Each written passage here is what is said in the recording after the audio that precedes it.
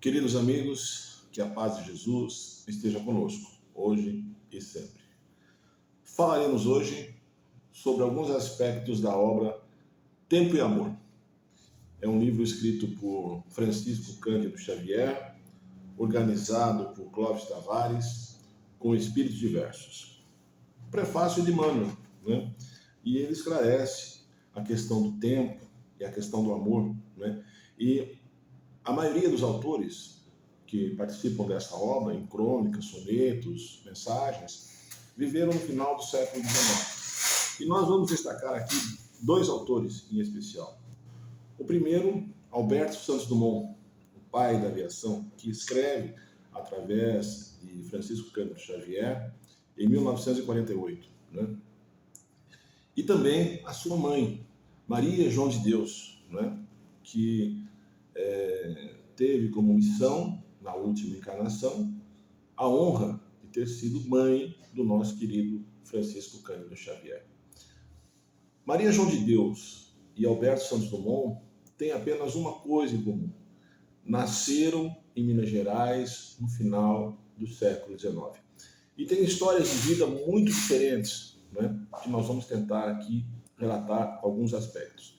Maria João de Deus, filha de uma lavadeira, uma senhora humilde, vem para esta encarnação na missão de se tornar nada mais, nada menos que a mãe do nosso querido Francisco Cândido Xavier. Ocorre que ela desencarna quando Chico ainda tinha 5 anos de idade, em 1915, deixando a ele a esperança de que ela estaria fazendo uma viagem e retornaria. E de fato isso acontece, né?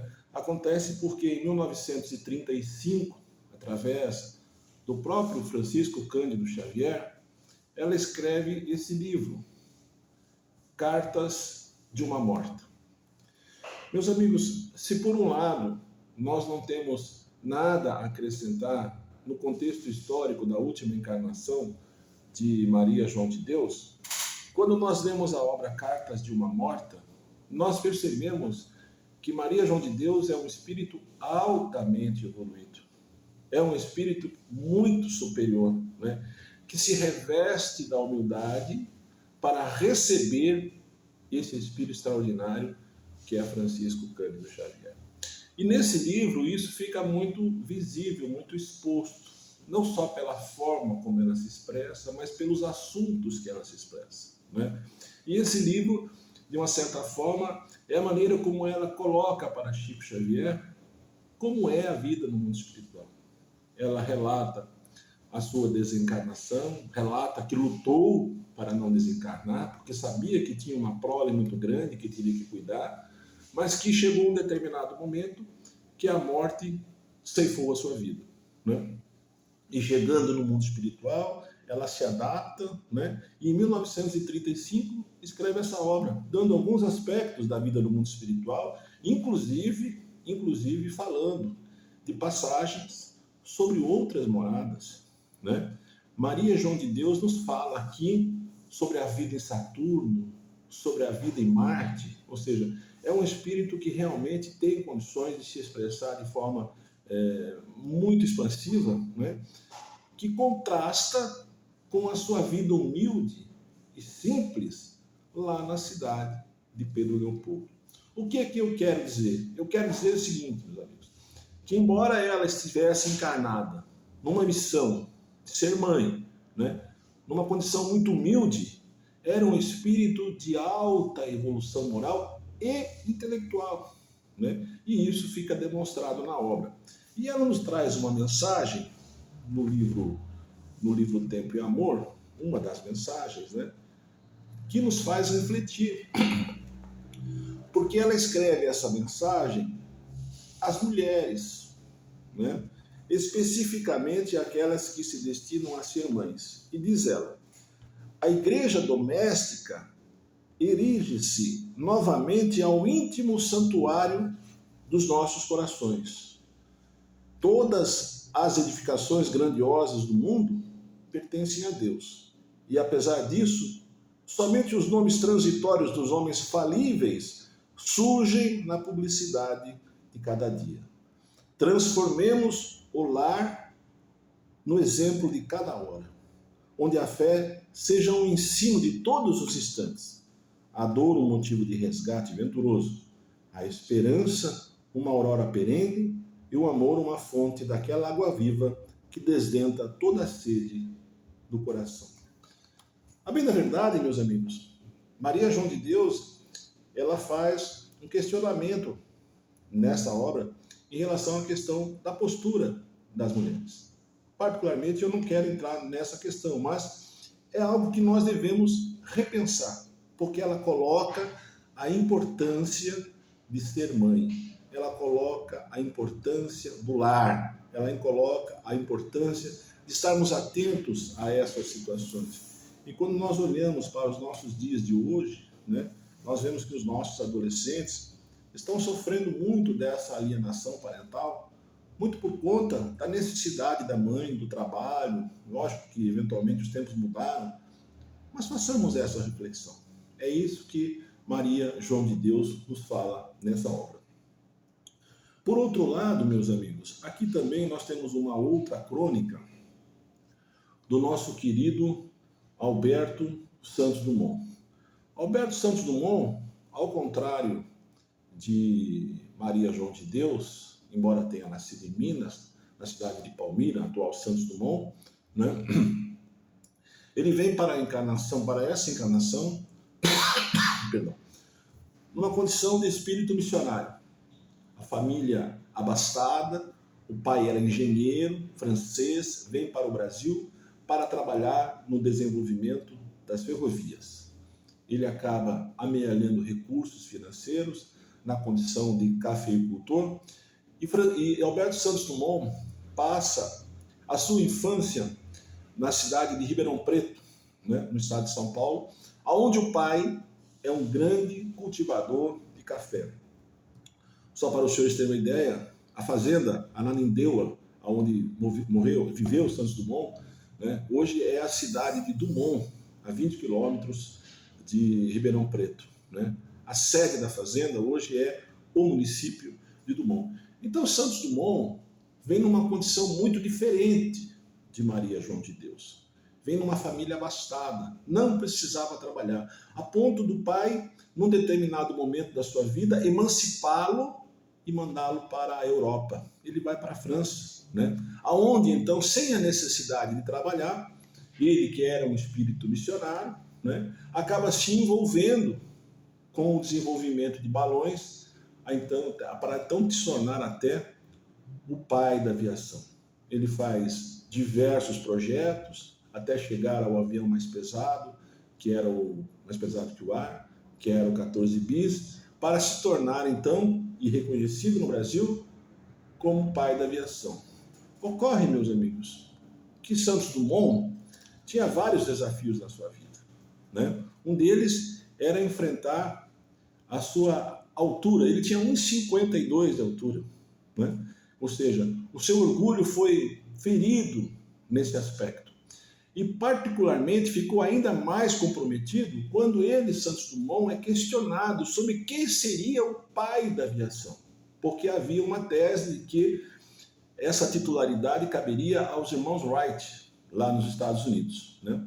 Santos Dumont também se decepciona com o fato dos aviões, aqueles que ele tinha projetado, terem se transformado em armas de guerra, né? Na própria Primeira Guerra Mundial, em 1932, na Revolução Constitucionalista, também aqui em São Paulo. Né? Esses aviões se tornavam armas de guerra. Tudo isso fere o espírito orgulhoso de Santos Dumont, que se suicida.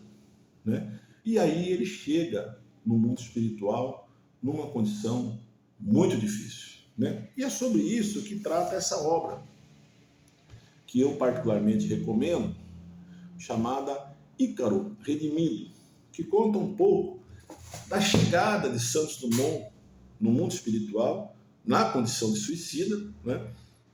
E a sua transformação até chegarmos à crônica que ele escreve em Tempo e Amor.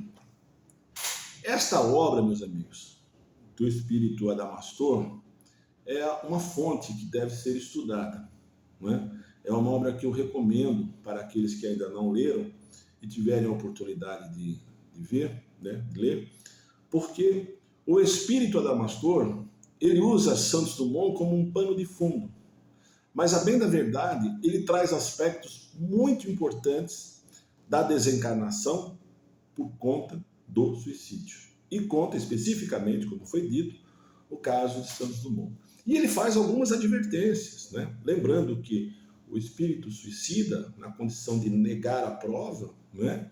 Ele muitas vezes ainda fica aprisionado ao corpo físico porque ele ainda possuía fluido vital, uma vez que ele interrompe a sua jornada antes da hora. E no caso de Santos Dumont, Adamastor esclarece que esse sofrimento foi ainda maior, porque o corpo dele foi embalsamado, né? Ele faz algumas advertências com relação a isso, com relação à cremação de espíritos que se suicidaram, né? Algumas informações bem interessantes nesse aspecto. E quando Santos Dumont é acolhido no Vale dos Suicidas, né? Porque ele de fato era um suicida, ele negou a prova, ele se enforcou, né? Ele chega lá e fica numa condição muito difícil, até que a espiritualidade superior, pelos méritos que Santos Dumont possuía, fosse acolhido. No momento em que Santos Dumont é acolhido, ele já está num processo de ovoidização, aquilo que André Luiz chama de segunda morte. Ele estava tão vinculado àquele pensamento, né, que aquilo muito provavelmente iria deixá-lo de perder o seu perispírito, ficando numa forma ovoide, né? Os espíritos superiores intervêm e diagnosticam: olha, esse espírito vai precisar reencarnar, para que possa recompor o seu perispírito, na medida em que, continuando assim, ele será ovoidizado, né? Então eles intervêm, os nossos amigos superiores intervêm, no sentido de que seja providenciada uma reencarnação para Alberto Santos Dumont. E isso de fato acontece, né? E o mais interessante é que os nossos amigos espirituais já têm tudo planejado, né? Já tem tudo mais ou menos acertado.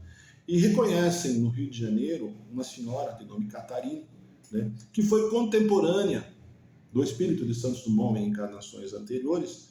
E Catarina, nesse momento, nesta encarnação, encontra-se desvirtuada da sua missão. Ela trabalha como uma profissional do sexo. Ela é chamada em desdobramento através da presença do Pai, que cobra a postura dela e pede a ela que aceite aquele espírito que precisa reencarnar. A princípio ela aceita, né? Ela engravida, né? E através da gravidez de Caterine, né? Com seu namorado na época, ela recebe Santos Dumont. Só que quando isso acontece, ela se esquece do compromisso que tinha assumido no mundo espiritual e passa a rejeitar aquele espírito. E aí Adamastor explica como funciona o processo da gravidez, né? Ela sente muitas náuseas, ela sente muitas dores, muito incômodo. E Adamastor explica que aquilo é toxina que o espírito de Santos Dumont estava expelindo através dela, né? Ela não aceita posteriormente, né? E resolve praticar o aborto, né? Os espíritos superiores, preocupados com essa situação, compreendem que a situação é grave, tentam interferir, mas nós temos o livre-arbítrio. Podemos fazer aquilo que quisermos, né? Ela procura uma clínica de aborto e é impressionante a narrativa que Adamastor faz desses locais, né? A forma como os espíritos desencarnados se apresentam no intuito de sugar, de vampirizar aqueles que estão naquele processo de desencarnação, né, numa clínica de aborto, e ela então comete esse ato criminoso contra a vida, né? Só que, por conta dessa situação, ela também vai ao desencarne. Tanto ela, como mãe, como o espírito de Santos Dumont voltam ao mundo espiritual. Só que quando Santos Dumont volta ao mundo espiritual, já na condição de abortado, né, ele começa, então, depois de ter recomposto parte do seu perispírito, a trabalhar no sentido da sua própria recuperação. Mas ele ainda não lembra quem ele é, quem ele teria sido, etc. E tal. E os espíritos superiores, inclusive a Adamastor pertence a essa equipe, trazem ele, inclusive, para a sua casa, lá na cidade de Petrópolis, a Casa Encantada, né? Para que ele possa, que naquela casa que hoje é um museu, né? Ele se recordar, ele se rememorizar, ele se recompor daquela situação, né? Então ele observa quem teria sido ele e observa o ato criminoso que ele contraiu contra ele próprio, quando ele se suicida, ele, esse Santos Dumont, suicida. E ele se suicida por conta do orgulho, né? E ele percebe o ato criminoso que ele cometeu, né? E aí é esclarecido para ele a necessidade da sua renovação no mundo espiritual, através do trabalho, né? Ele se apresenta para trabalhar, para que ele possa mudar o seu nível de pensamento, ela possa compreender a sua situação, e aí o livro conta histórias assim extraordinárias, né? Porque na condição de trabalhador, ele é admitido como auxiliar de desencarnação, né? Para atuar na Segunda Grande Guerra Mundial, né? Ou seja, ele é levado ao campo de batalha para que ele possa ajudar aqueles espíritos que estão desencarnando, em especial na França, porque ele falava francês, né? E é interessante esse aspecto, porque o livro explica muito dessa questão em que aqueles espíritos que estavam desencarnando, em especial na Segunda Guerra, ainda estavam muito enraizados ao ódio, muito enraizados à mágoa, muito enraizados à necessidade da vingança, né? E eles, como estavam lá naquela condição de receber aqueles espíritos, recebiam um ao lado dos outros, inimigos que estavam no campo de batalha, que estavam sendo acolhidos no mundo espiritual.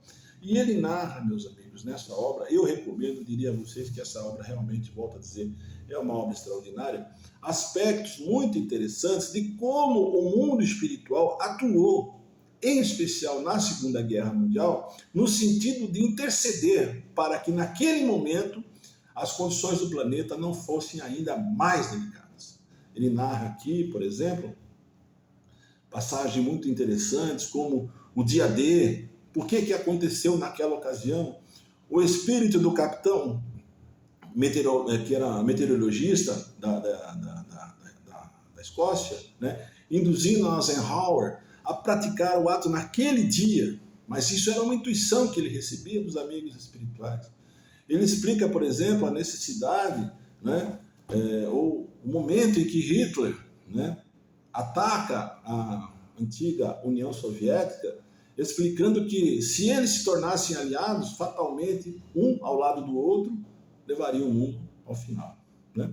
E Santos Dumont, então, ele passa a compreender um pouco mais desse processo. E o livro narra, inclusive, as suas encarnações anteriores, né, para que ele pudesse se recompor e entender o que estava acontecendo com ele. Encarna, ele inclusive recebe a informação de que teria sido na encarnação imediatamente anterior Bartolomeu de Gusmão, o padre inventor que nasceu na cidade de Santos, vai para a Europa e já desenhava os primeiros protótipos da aviação, né? Ele recebe a informação que ainda numa encarnação anterior ele fora Zenon Dumont, o inventor do canhão. Ou seja, era um espírito missionário que estava vinculado, né, aos descobrimentos, mas nada disso pertencia a ele, né? Isso era uma ação da qual ele era apenas um instrumento nessa situação para exercer o seu trabalho. Ou seja, ele se orgulhava daquela situação, né? Mas não era ele o responsável por isso. Eram os amigos superiores. E como eu disse no decorrer da palestra, né, ele veio com situações que seguravam ele, a sua própria altura. Ele veio com um problema na genitália, no saco escrotal, né? É por isso que muitas vezes dizem, olha, o Santos Dumont é homossexual. Não, não era. Na verdade, ele vinha com limitações físicas que impediam que ele caísse nessa encarnação para que ele pudesse desenvolver aquilo que ele se comprometeu, que era ajudar no descobrimento da aviação, né? Mas os amigos superiores explicam que isso estava pipocando no mundo todo, não era só ele, era nos Estados Unidos, era na França, enfim. Isso estava acontecendo de uma maneira geral. Então, o que eu quero dizer, meus amigos, é que quando nós olhamos para Santos Dumont e para Maria João de Deus, nós vemos dois espíritos completamente diferentes, né? Um numa condição de humildade, o outro numa condição de soberba. Um chega numa condição espiritual muito elevada, depois de ter passado uma vida difícil aqui na sua última encarnação. E Santos Dumont, que não teve nenhuma privação financeira, chega no mundo espiritual numa condição extremamente delicada.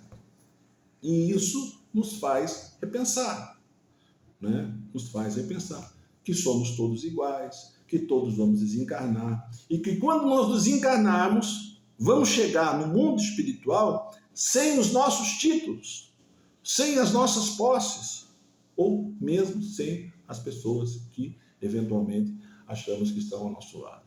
Interessante a passagem do mundo espiritual, porque Santos Dumont, quando é acolhido, né, lá no Vale dos Suicidas, ninguém foi requisitá-lo. Ninguém, ele não tinha descendentes. Aliás, a título só de informação, como ele não tinha descendentes, deixou um testamento. O testamento foi feito aqui em Sorocaba, inclusive, no segundo cartório. Né? Não tinha descendentes, não tinha ninguém que orasse por ele. Mas ainda assim, ele não foi desamparado. Né? Não foi desamparado, compreendeu a sua situação, conseguiu entender que o orgulho, naquele momento, foi o grande motivo da sua queda, trabalhou para poder se recuperar. E aí ele escreve essa crônica, né, chamada O Caminho da Verdadeira Glória. Né? E ele diz que tem hoje dificuldade de compreender a luta que passou, e não fosse a responsabilidade que me laça ainda ao tempo do campo humano, em vista das aflições que me povoam as últimas vigílias da carne, preferia que as vossas recordações, ainda mesmo carinhosas e doces, não me envolvessem. Ou seja, ele não quer agora o título de pai da aviação. Descobrir caminhos foi a obsessão do meu pensamento. Reconheço hoje, porém, que outra deve ser a vocação. Meus amigos, nós precisamos repensar aspectos vinculados ao que estamos fazendo aqui. A imortalidade da alma, a quem somos, ao que estamos passando, ao que devemos fazer, ao que devemos cumprir, como espíritos missionários que todos somos. Cada qual, desde o espírito mais simples, como Maria João de Deus, aquela lavadeira lá em Pedro Leopoldo, ao espírito mais evoluído, o mais avançado, né, no mundo espiritual. Ou mesmo aqueles que se colocam na condição de soberba, como Santos Dumont, para depois passarem por situações difíceis para compreender a realidade da vida. Era essa a mensagem que eu gostaria de transmitir para que possamos refletir nesse momento que estamos nos aproximando do final do ano, né? Refletir sobre essas situações vinculadas ao amor e, em especial, à humildade.